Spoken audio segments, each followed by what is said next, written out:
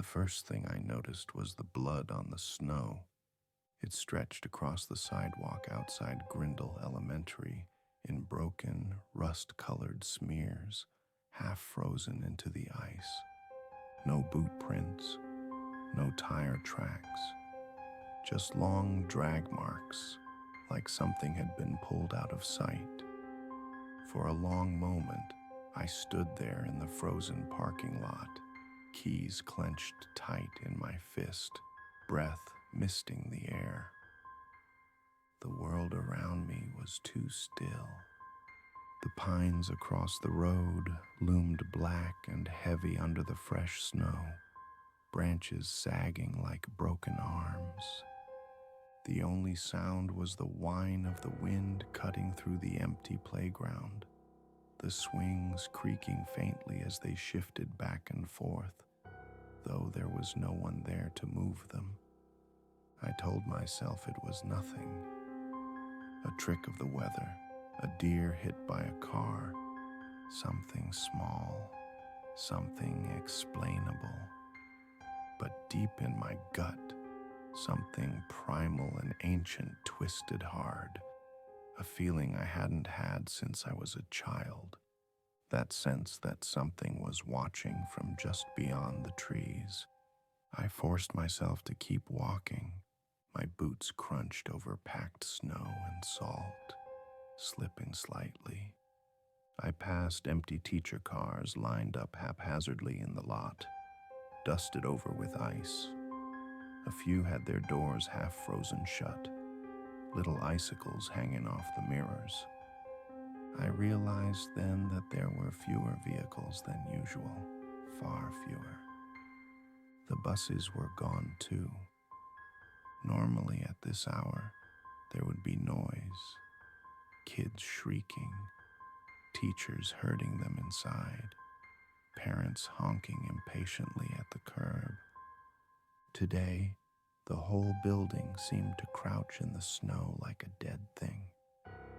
There was a paper notice taped crookedly to the front doors, fluttering in the breeze.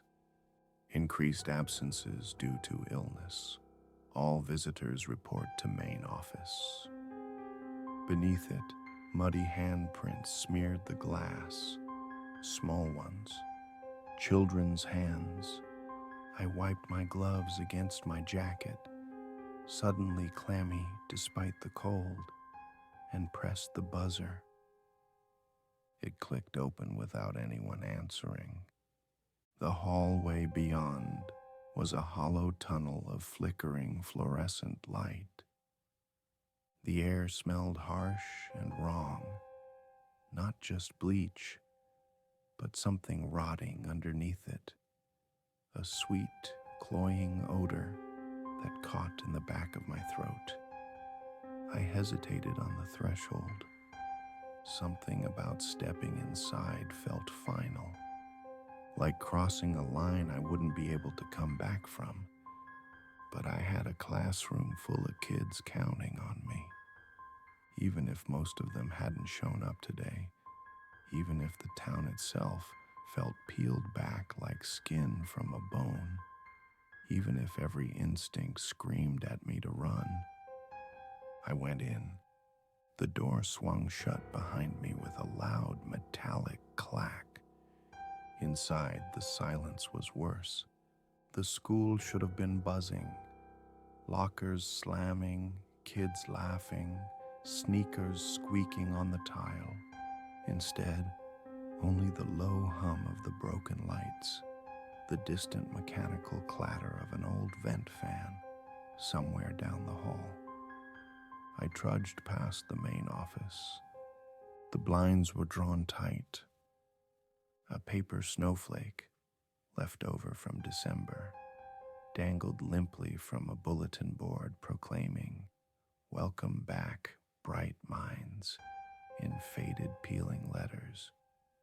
My footsteps echoed as I moved toward my classroom, each step sounding too loud, too alone. I passed Mrs. Dwyer's desk, empty. The reception area behind the glass window, dark.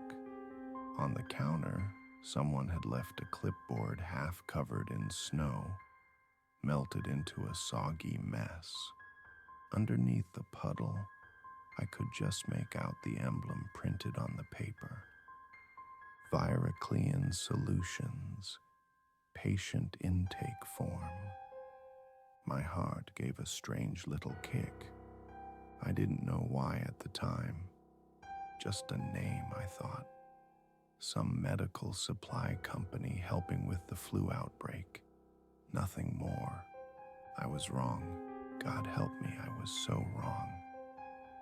I found my classroom door slightly ajar.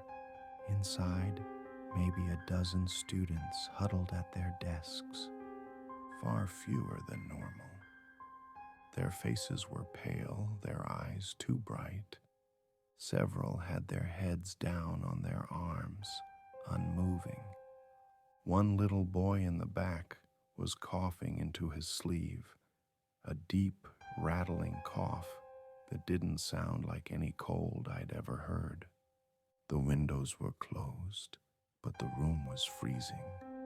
An industrial fan whirred uselessly in the corner, pushing around stale, chemical-tainted air. As I took off my coat and tried to settle behind my desk, I caught another detail that made the hairs rise on the back of my neck. The school loudspeakers, normally silent except for morning announcements, were humming faintly, like someone had left a mic on. And every so often, hidden under the static, I swore I heard something else, breathing. I forced myself to smile. I greeted the kids, handed out busy work, ignored how some of them flinched at loud sounds or twitched strangely when the light flickered. It wasn't until much later, hours later, when the world outside had turned gray and the first sirens started wailing in the distance, that I realized this wasn't an outbreak. It was a test. The day dragged like a bad dream, heavy and slow. By mid-morning, the coughing had spread. At first, it was just Caleb in the back row, his sleeve soaked from wiping his mouth over and over.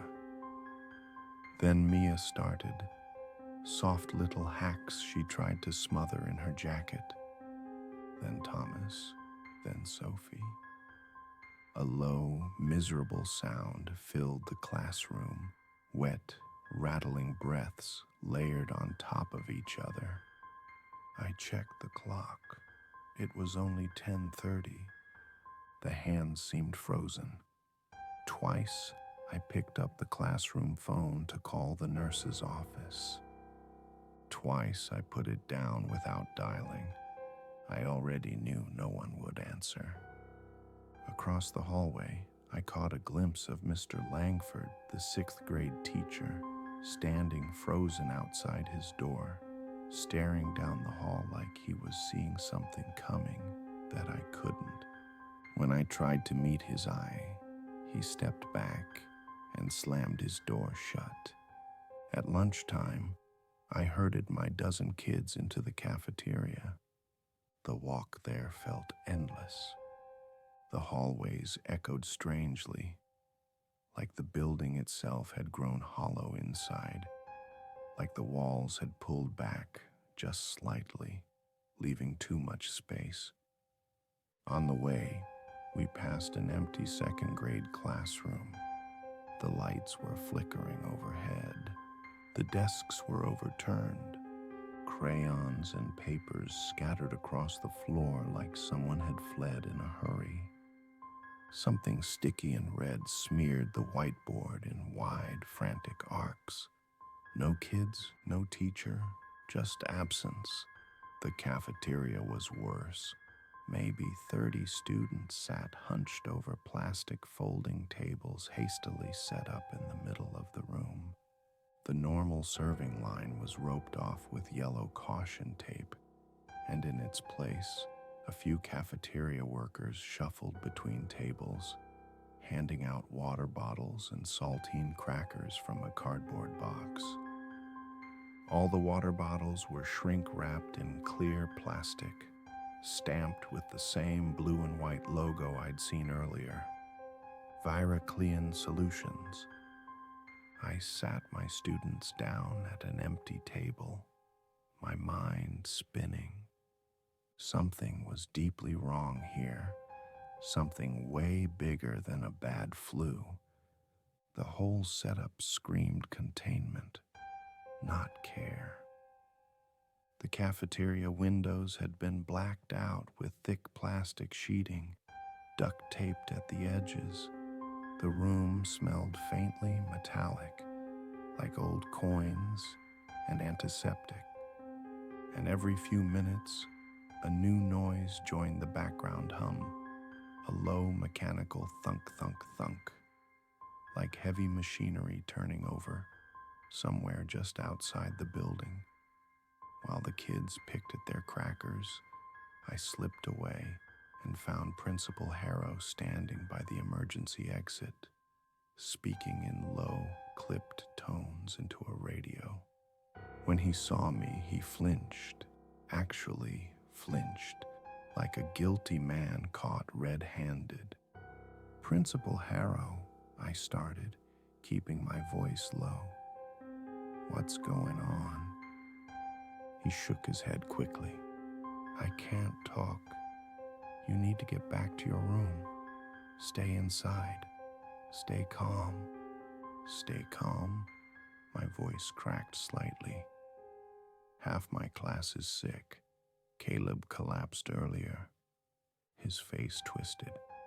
"Stage 2, he muttered almost to himself. I grabbed his arm. "What the hell is stage 2? He opened his mouth like he might explain, but something caught his attention over my shoulder, and all the color drained from his face. I turned and saw 2 figures entering the cafeteria.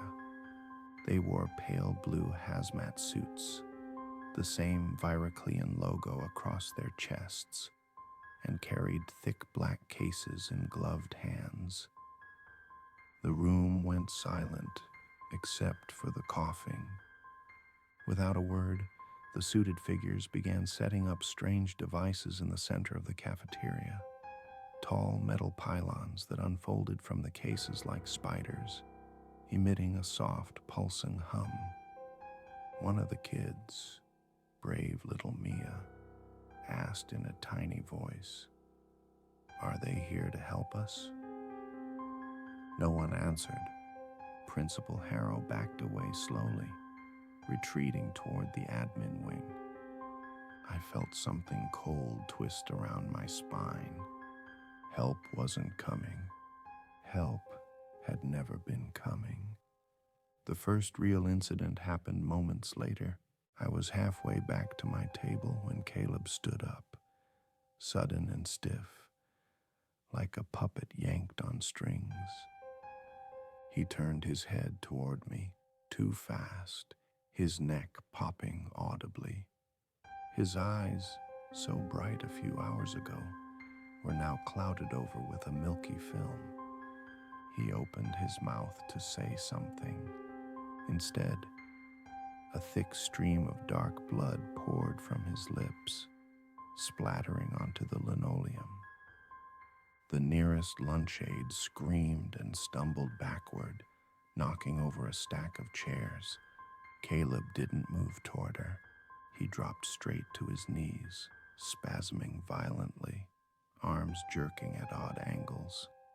And then he stopped, collapsed face first into the puddle he'd made. The room froze.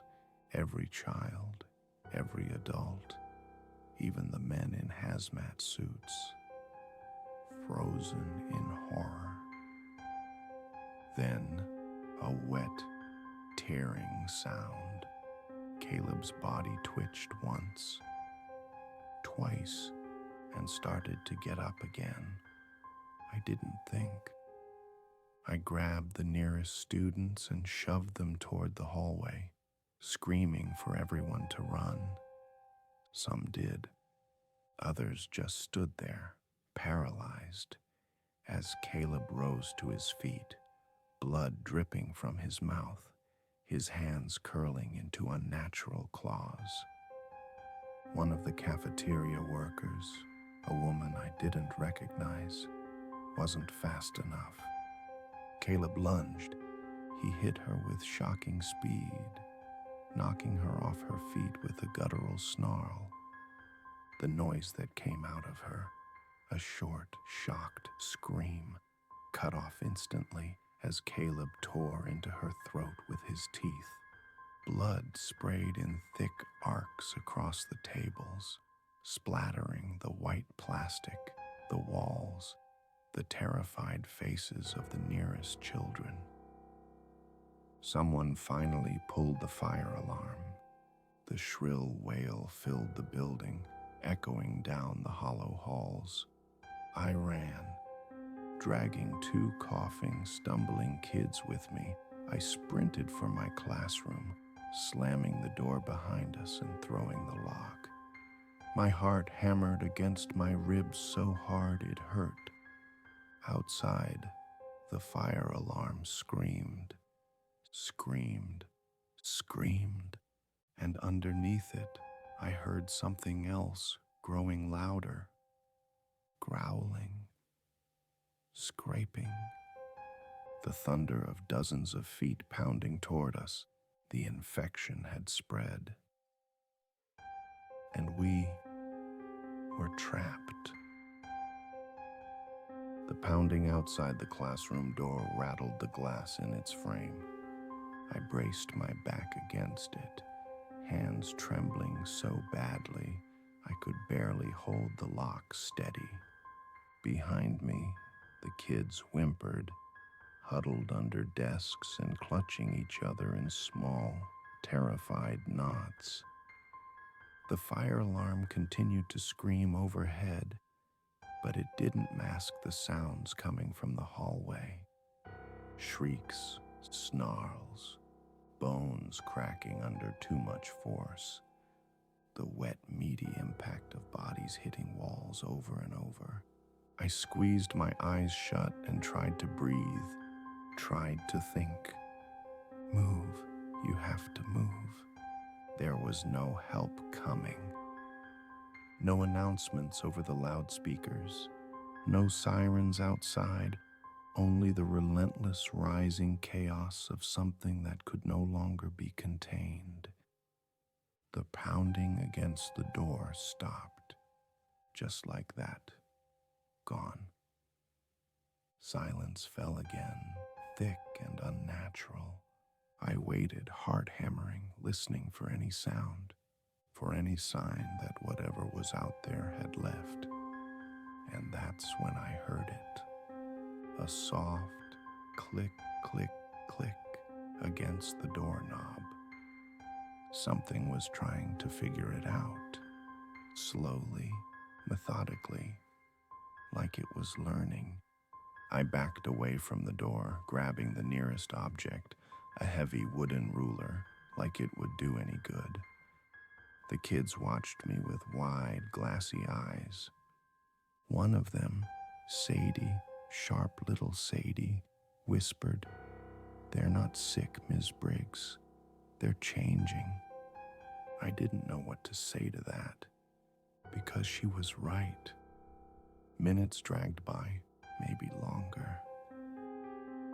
The fire alarm finally stuttered and died, leaving the world eerily quiet, except for the occasional distant crash or howl. I needed to find help, supplies, answers. The classroom was a dead end. No food, no water, no way out except that door. There was only one place I might find anything useful: the nurse's office. It was 2 hallways over. Might as well have been a mile, but waiting here meant dying here, or worse. I made a plan quickly. I'd slip out alone, leave the kids barricaded inside, and bring back whatever I could. Medical supplies, maybe keys, maybe even a way out. I stacked desks against the door, reinforcing the lock. Told the kids to stay silent, to stay low, to only open for my voice. Their pale faces nodded back at me like little ghosts. And then, with one last sickening breath, I cracked the door open and slipped into the hallway. The school had transformed into something monstrous. Papers and backpacks littered the floor. Bloody handprints streaked across the walls, some small, some adult-sized. Lockers stood open and empty, contents spilling out like intestines. Somewhere down the far corridor, the bodies of 2 teachers lay crumpled, torn open, faces frozen in mid-scream. One of the bodies twitched. I didn't look twice. I pressed myself against the wall, inching toward the nurse's office as fast and as quietly as I could. Every door I passed was shut tight, except one. Room 117. The door hung crooked on its hinges, smashed inward. Inside, I glimpsed what had once been a classroom, now a slaughterhouse.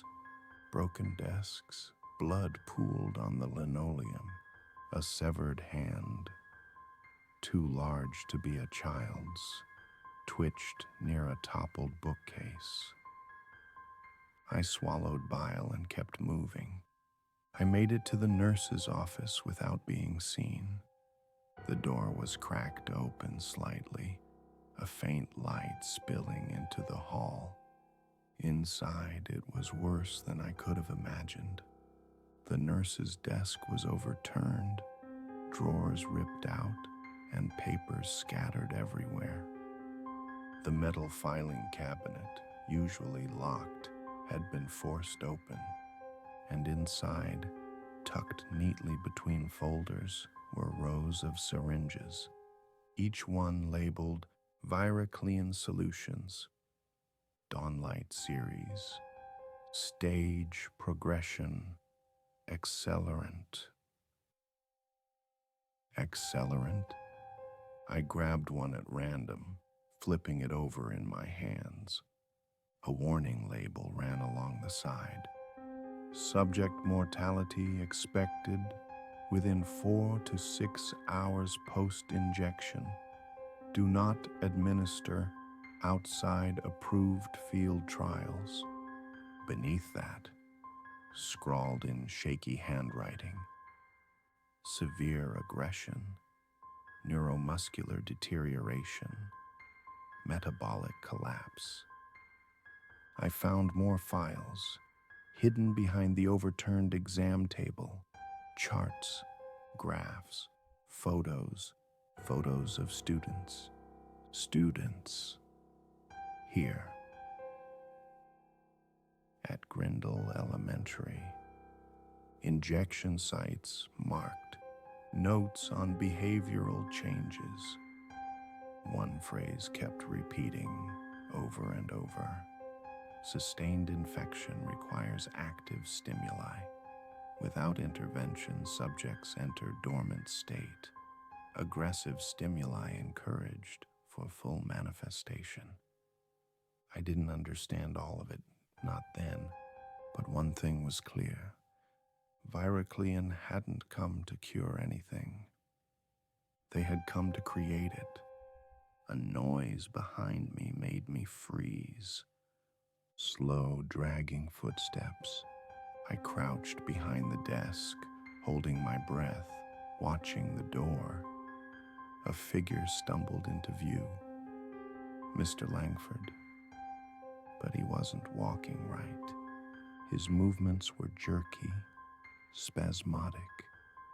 Blood matted his shirt, trailing from a savage tear across his stomach. He swayed, groaning low in his throat. A sound full of hunger and mindless rage.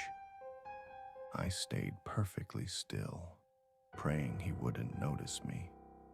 He sniffed the air like an animal, took a few steps forward, and then, mercifully, turned and staggered away, disappearing down the hall.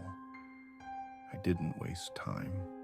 I stuffed every document I could into my bag, grabbed handfuls of gauze, alcohol wipes, anything that wasn't nailed down, and I ran, back down the hall, heart pounding so loudly I thought it would give me away. The world outside the windows was darkening, storm clouds boiling over the mountains, snow falling harder, thicker, blinding the world in white. Somewhere distant, a helicopter thundered across the sky, but not to save us. No. I caught a glimpse of the black Vyraclean trucks pulling heavier equipment into place along the fence line. Barricades, turrets. They weren't here to rescue anyone. They were sealing the town. They were sealing us. When I made it back to my classroom door, I gave the code phrase, 3 knocks, 1 pause, 2 knocks, and Sadie opened it a crack. Her eyes widened at the sight of my bloody hands, my torn jacket. "We have to move," I said, voice hoarse. "They're not here to help. They're here to kill everything that breathes." The kids stared at me, and somewhere, deep inside the building, a new sound began to rise. Not coughing, not screaming, but chanting, low and rhythmic, growing louder, dozens of voices, not quite human anymore, calling out in broken, garbled unison. Something was coming. Something worse. The chanting grew louder, low, guttural voices, repeating something in a broken, almost musical rhythm, a sound stitched together from dozens of throats that no longer worked right. I herded the kids into a tight cluster near the classroom window, heart hammering so hard it made my vision pulse. Outside, the storm had swallowed everything. Snow came down in sheets so thick I could barely make out the chain-link fence surrounding the school, and beyond it, the silhouettes of the black trucks and the soldiers moving methodically from building to building. There were no ambulances, no medical tents, no parents, only men with rifles and gas masks, only the cold certainty of an extermination. Sadie tugged at my sleeve. "Ms. Briggs, what are they saying?" I listened. At first it was nonsense, a slurry of half-formed words. Then it resolved into something horribly familiar. "Let us out. Let us out. Let us out." Over and over. It wasn't chanting. It was begging. Whatever was left inside those infected bodies, the kids, the teachers, they were still aware, trapped inside their own rotting minds. The realization made my stomach turn. We had to move. Now. I pulled open the classroom emergency window, wincing as the ancient frame screeched in protest. The blast of cold that hit me was like a slap, numbing, almost blinding. Snow immediately began piling on the sill, but there was no other choice. The front doors were a death sentence. I boosted Sadie through first, then Elijah, then the rest, one by one, slipping and fumbling in the ice. I went last, landing hard in a drift that swallowed me nearly to my waist. The school behind us loomed dark and broken, windows shattered, blood painting the snow beneath the emergency exit doors. Something moved past the windows, something tall and fast. No time. We ran. We slogged through the blizzard, staying low behind the skeletal remains of the playground equipment. Metal creaked and groaned under the weight of the snow. Ahead, I spotted the maintenance gate, half open, its lock hanging twisted and useless. But before we reached it, a sharp crack split the air. Gunfire. I shoved the kids down into the snow, throwing myself over them as bullets tore into the playground around us. One of the swings snapped in two with a sharp metallic scream. I risked a glance toward the trucks. Figures in black body armor fanned out into the storm, rifles raised, sweeping their muzzles methodically back and forth. They weren't shooting the infected. They were shooting everyone. A man stumbled out from the science wing. A teacher, maybe, or one of the maintenance guys. He waved his arms frantically, shouting something I couldn't hear over the storm. He didn't make it 3 steps before 2 soldiers opened fire in unison. He crumpled into the snow, a ragged spray of red marking his fall. No warning, no hesitation. Containment didn't mean cure. Containment meant killing everything still breathing. And we were next. I grabbed Sadie and Elijah and pulled them toward the broken gate. The wind howled around us, stinging our faces raw. I counted heads frantically. 6 kids. Still 6. God, please just let me get them through. The chain link fence was bent inward where the gate sagged. I shoved through first, clearing the way. But the kids were smaller, clumsier, half blind in the snow. They struggled, slipping and crawling. A voice barked something behind us, short, sharp, militarized. I didn't dare look back. I scooped up the slowest kid, Mia coughing wetly against my chest, and ran. We made it into the woods beyond the playground, just as a second volley of gunfire ripped through the fence where we'd been seconds before. The forest swallowed us immediately. The thick pines bent low under the weight of the storm, branches heavy and sharp. I didn't know where I was going, only that we had to keep moving, keep putting distance between us and the school. Behind us, the world burned. Through breaks in the trees, I could see it. The black trucks encircling the school, the soldiers moving with grim precision, the figures staggering from the shattered buildings. Students, staff, the infected, gunned down before they could even raise their hands. No warnings, no mercy, only scorched earth. Only eradication. We stumbled blindly through the snow for what felt like hours. Every so often I caught glimpses of more soldiers, sweeping the town block by block. Every so often, we heard screams cut short. We passed through the backyards of abandoned houses, past cars with doors hanging open, and groceries spilled into the streets, past playgrounds dusted with blood and snow.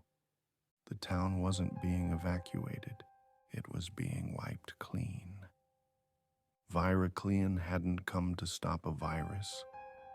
They had come to erase every trace of it, and every witness who had seen what they had done. Finally, we found shelter in an old maintenance shed near the edge of town, a rotting wooden structure barely large enough to fit us all. I barricaded the door with rusted tools and broken shelves, panting so hard my chest burned. The kids huddled together on the dirt floor, shivering and silent. Sadie watched me with huge, hollow eyes. "Ms. Briggs," she whispered, voice barely audible. "Why are they doing this?" I didn't know how to answer, because what they gave you wasn't a cure, because you were an experiment that got out, because covering it up is cheaper than saving you. None of those answers were enough. None of them ever would be. I knelt down beside her and pulled her into a hug, burying my face in her frozen hair. "We're gonna find a way out," I lied. I had to, because if we didn't, we were next. The shed creaked and moaned under the weight of the storm. Inside, it was freezing and black, the only light a thin slice of gray bleeding through a crack in the door. The kids huddled close, their breaths coming in faint, broken puffs. Elijah coughed wetly into his sleeve, shivering so hard I could hear his teeth clattering. I knew we couldn't stay here. The Vyraclean teams would sweep the woods soon enough. They wouldn't stop until every body, infected or not, was accounted for. We had to move. Now. I pushed open the shed door carefully, wincing as it groaned. The storm was starting to break. The snow still fell in thick, lazy drifts, but the visibility had cleared slightly, enough for me to see the outskirts of Grindle laid out before us like a graveyard. The town was burning. Smoke twisted into the gray sky from a dozen different points. Houses, businesses, the school itself. The black trucks moved through the streets like predators, stopping only to unload more soldiers or drop strange metal barrels at intersections. Barrels that hissed and fumed as they leaked something oily into the snow. The smell was sharp even from here, chemical and wrong. They weren't just killing survivors, they were salting the earth, erasing every trace. I led the kids down through the tree line, staying low. Sadie kept pace with me easily. The others lagged, but we had no choice but to keep moving. At the bottom of the hill, I spotted it. An old service road leading out toward the highway. A way out. Hope flared briefly in my chest, stupid, reckless hope, and I urged the kids forward faster. We reached the road without incident. It was half buried under snow, but clear enough to follow. If we could just make it another few miles, maybe we could find someone. A town that hadn't been locked down, a place Vyraclean hadn't reached yet. Maybe. We followed the road for what felt like hours. The woods closed in on either side, thick and heavy with snow. The kids were slowing down. Sadie stumbled, falling to her knees, and Elijah had to drag her back up. I could see their lips turning blue. But the highway signs were close now, green markers poking through the white listing exit numbers. Another quarter mile, maybe less. We were going to make it. I actually believed it. Until we saw the wall. It rose from the ground like a scar.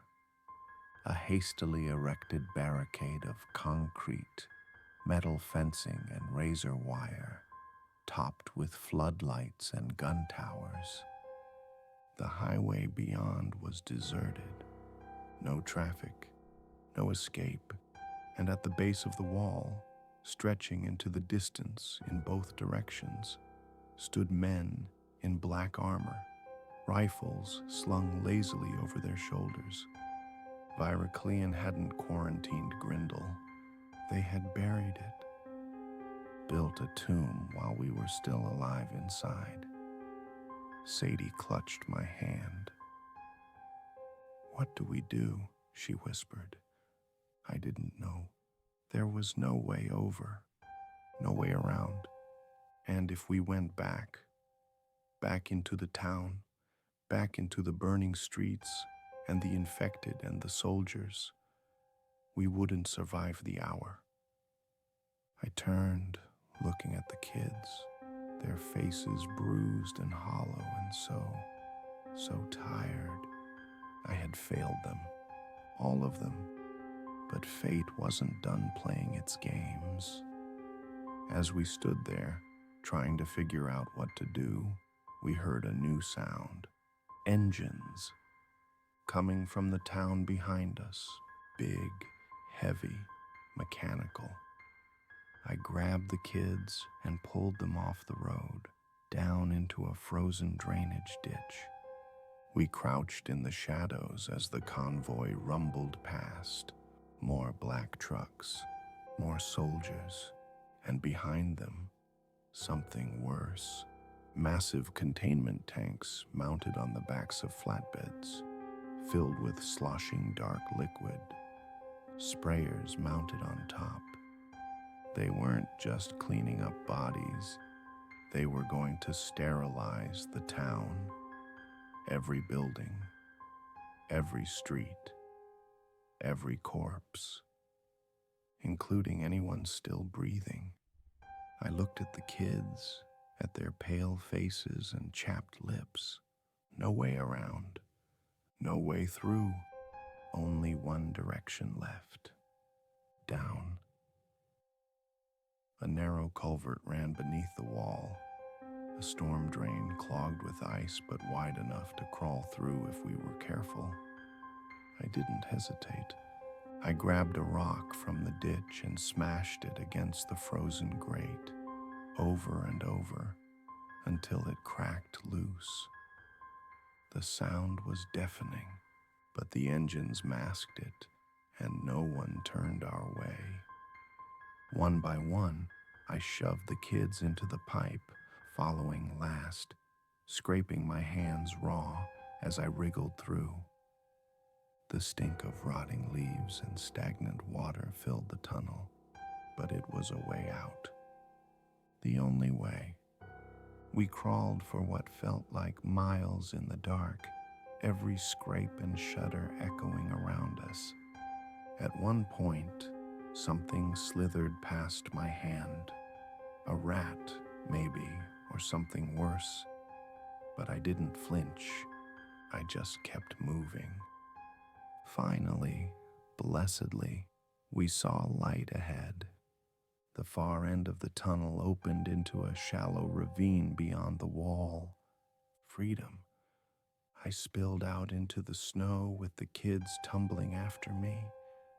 We lay there for a moment, gasping, staring up at the gray sky. Alive. Somehow, impossibly alive. But as I sat up, as I helped the kids to their feet, I realized something horrifying. Elijah was coughing again, that same wet, tearing sound. He doubled over, hacking into the snow, leaving a dark stain behind. I staggered backward, heart sinking. Sadie grabbed my sleeve. "We didn't get sick," she said quietly. "They made us." Her voice was flat, dead, like she was reciting something she had heard, or something she had always known. I looked back toward Grindle, now just a smudge of smoke on the horizon, toward the Vyraclean trucks, the soldiers, the walls, and I understood. The outbreak wasn't a failure. It wasn't an accident. It was a success. Grindle Elementary had been the first field test. And we were patient zero.